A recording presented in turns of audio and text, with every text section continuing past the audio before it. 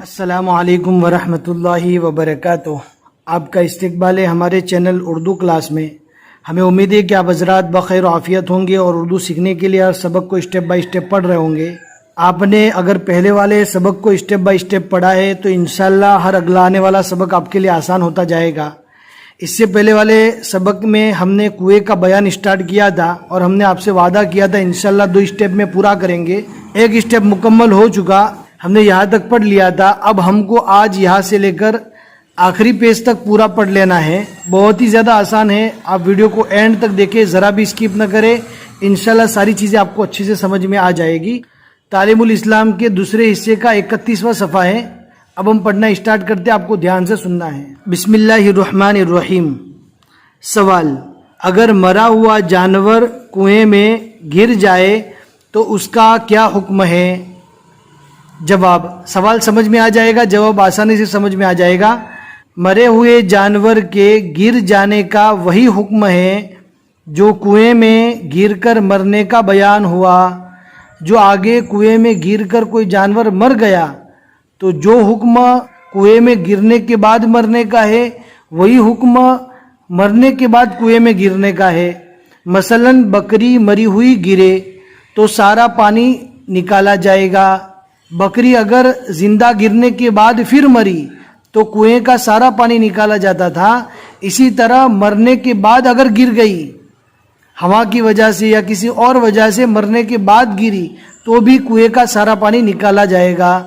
اور آگے ہے: اور بلی مری ہوئی گری تو 40 یا 60 ڈول۔ بلی اگر گرنے کے بعد مری تو اس میں 40 یا 60 ڈول نکالے جاتے ہیں، اور اگر مرنے کے بعد گری تو بھی 40 یا 60 ڈول نکالنے پڑیں گے۔ اور چوہا مرا ہوا گرا تو 20 یا 30 ڈول نکالے جائے۔ بہت ہی آسان ہے۔ پھر آگے کا سوال ہے۔ سوال: اگر پھولا یا پھٹا ہوا جانور گر جائے تو کیا حکم ہے؟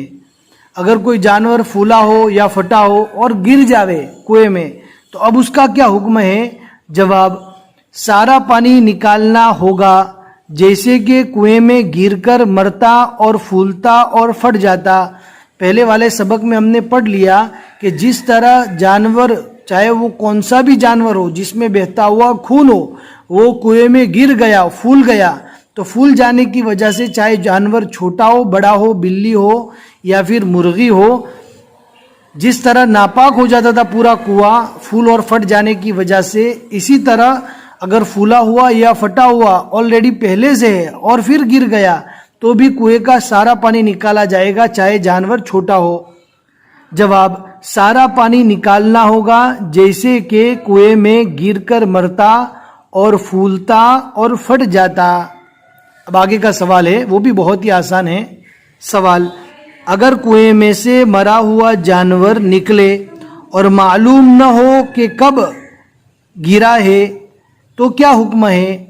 اگر کنویں میں سے مرا ہوا جانور نکلا، اب ہم کو معلوم نہیں ہے کہ کب گرا ہے تو اس کا کیا حکم ہے؟ کنویں کے پانی سے جو وضو کر کے پہلے کی نمازیں ہم نے پڑھی ہے تو وہ نمازیں ہماری مانی جائے گی، قبول ہوگی کہ نہیں ہوگی، یا ناپاک پانی سے وضو ہوگا، کیا ہوگا اس کا حکم؟ تو آگے والے جواب میں بتا رہے ہیں۔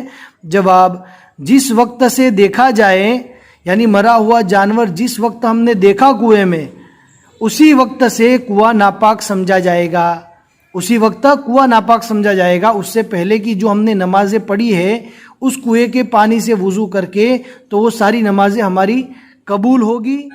پھر آگے کا سوال وہ بھی بہت آسان ہے۔ سوال: ڈول سے کتنا بڑا ڈول مراد ہے؟ اب کنویں میں جو ناپاکی گر جاتی تھی تو اس میں تھا کہ 40 ڈول نکالنا، 60 ڈول نکالنا، 20 اور 30 ڈول نکالنا، تو ڈول سے کتنا بڑا ڈول مراد ہے؟ اس کا بھی کوئی سائز ہوتا ہے نہیں ہوتا؟ تو آگے جواب میں آپ کو سمجھنے کو ملے گا۔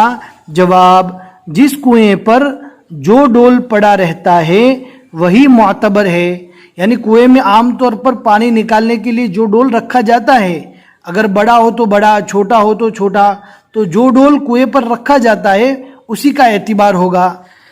یہ تعلیم الاسلام کے دوسرے حصے کا 32واں صفحہ ہے اور یہ آخری پیج ہے۔ سوال: جتنے ڈول نکالنے ہیں ایک ہی مرتبہ نکالنے چاہیے یا کئی دفعہ کر کے نکالنا بھی جائز ہے؟ कुएं से हमको जितना डोल पानी का निकालना है तो हमें एक ही बार में पूरे डोल निकालने पड़ेंगे? तो उसका जवाब क्या है? जवाब, कई मर्तबा करके निकालना भी जायज़ है, थोड़े थोड़े करके। जैसे कि एक आदमी एक साथ में 60 डोल नहीं निकाल सकता, तो अब वो कैसे निकालेगा 60 डोल? तो यहाँ पर अलग अलग करके अगर निकालेगा थोड़ा थोड़ा करके तो भी कोई हर्ज नहीं है, जायज़ है। मसलन 60 डोल निकालने हैं, 20 सुबह को निकाले। अगर 60 डोल निकालना है तो 20 सुबह को निकाले, 20 दोपहर को और 20 शाम को, तो ये भी जायज़ है। इस तरह अगर निकाले थोड़े थोड़े करके तो भी जायज़ है। मिसाल के तौर पर अगर हमें 30 डोल पानी के निकालने हैं तो 10 सुबह को, 10 दोपहर को और 10 शाम को हमने निकाले तो भी जायज़ है। एक साथ में निकालना कोई ज़रूरी नहीं है। फिर आगे का सवाल है, ये तालीमुल इस्लाम के दूसरे हिस्से का लास्ट सवाल है, ये भी आसानी के साथ समझ जाएंगे। सवाल, जिस डोल रस्सी से नापाक कुएं का पानी निकाला जाए वो पाक है या नापाक? ये भी बहुत बड़ा मसला है कि जिस डोल और रस्सी से हमने कुएं में से पानी निकाला है, क्योंकि कुएं का पानी तो नापाक था, अब ये डोल और रस्सी पाक होगा कि नापाक हो जाएगा? तो अब उसका जवाब क्या है? पहले सवाल को अच्छे से समझ लीजिए। जिस डोल रस्सी से नापाक कुएं का पानी निकाला जाए वो पाक है या नापाक? यानी डोल और रस्सी पाक है या नापाक?